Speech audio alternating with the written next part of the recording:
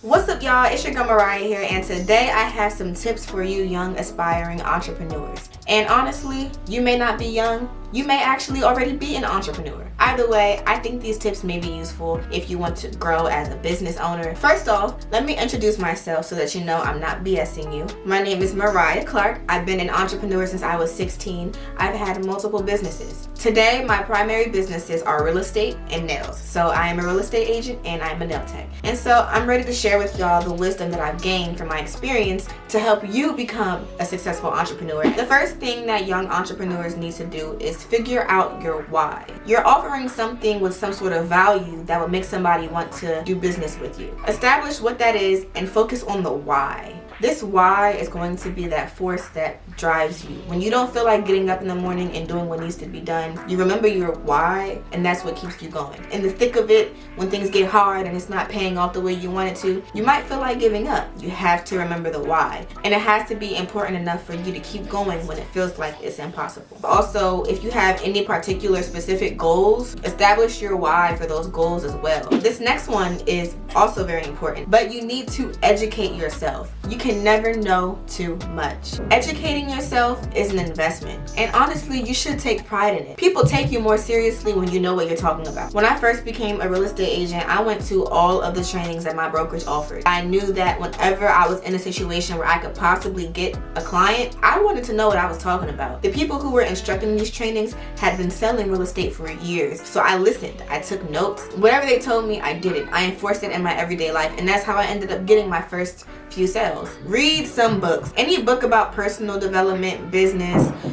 I'm sorry, y'all. I live with my kids. Not my kids. I have brothers, and the youngest one is 3. Sorry about all the noise in the background. Read books. And if you don't like reading, then listen to business podcasts. I promise you, it'll make all the difference. This information that you're taking in is going to become a part of your subconscious. You're going to start thinking differently, approaching certain situations differently. In the long run, it pays off. So I encourage you to educate yourself as much as possible. So my next piece of advice is to connect with people, network, and stay relevant. You want to be involved. If you can find anything on Facebook or Eventbrite for young entrepreneurs, it's good to go exchange information with people. You never know how meeting the right person can impact your life or impact your business. Once you create these new connections, you should create a database of people, and it can be in Gmail, it can be in your contacts, it can be in any platform. Include their first and last name, their email, and their phone number if you can get that information. When you make these connections, you can send them postcards during the holidays. You might take note of their birthday, send them a birthday card on their birthday. It's little things like that so that when they think about needing a service that you might offer, you're top of mind because you've stayed relevant,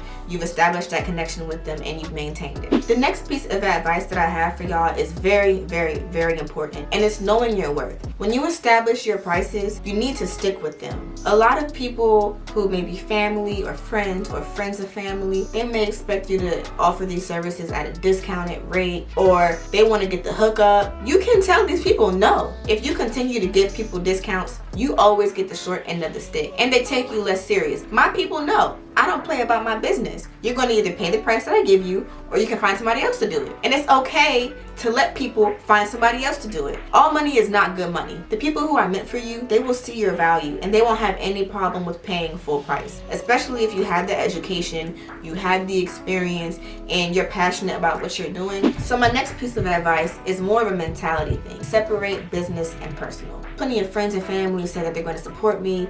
They want me to do their nails. They want to use me to buy or sell their house. They want to use me for my photography or videography services. They might end up using somebody else after they told you that they were going to use you. Business is not personal. If somebody decides that they no longer want to use your services or buy your product, that is completely fine. What's meant for you is meant for you. All clients don't last forever. All customers don't last forever. It's just a way of life. You never know what somebody's going through. You never know what decisions that they had to make to get to where they are. And sometimes it's not really about you. It may take a few disappointments for you to learn this, because it took a few for me, but once you recognize it for what it is, you'll be fine. And my next piece of advice is to create genuine care, genuine relationships with your clients and customers. A lot of times you want to sell the product, you want to sell your service, you want to get the money. The problem with that is that people can see right through that. It's very important that you genuinely care about your clients and customers' particular needs. For example, in real estate, I may have somebody approach me and inquire about buying a house. Instead of me trying to sell myself,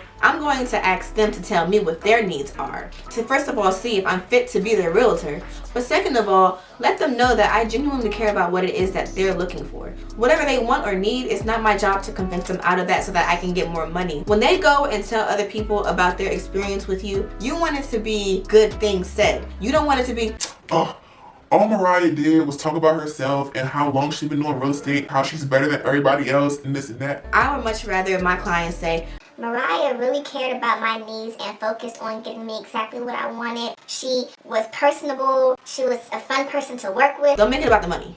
Okay, my next piece of advice, get a good mentor. A good mentor will change the game for you. Find somebody who you can really respect and admire that's in your industry that you can look up to, who's not in competition with you, who wants to see you win. You may have to compensate them in some way. It's worth it. And my last piece of advice is don't be shy. Put yourself out there. The worst thing that people can say is no. When I was in high school and I first started doing nails, I was not allowed to take walk-ins at the shop that I was working at. I had to bring my own clients, and my goal was 3 clients a day. That's very hard to do as a beginner nail tech. But you know what I did? I made these business cards. I walked around and I handed everybody my business card. I told them who I was and what I was doing. I wasn't playing. I was going to get that experience. I was getting those clients. I had the older nail techs at my shop jealous because I was bringing in more clients than them. When I make a new connection, I let it come up naturally in conversation, but I do let them know that I am a real estate agent. I am a Zumba instructor. And don't be shy when it comes to posting content on social media. Don't be shy when it comes to advocating for yourself. Build your confidence, and a big part of that is the educating yourself. Comment down below some tips that you found really useful and let me know. Also, if you are an entrepreneur, comment down below what your business is. We can all succeed. If you haven't already, don't forget to comment, like, and subscribe. Be blessed, and thank you so much for watching.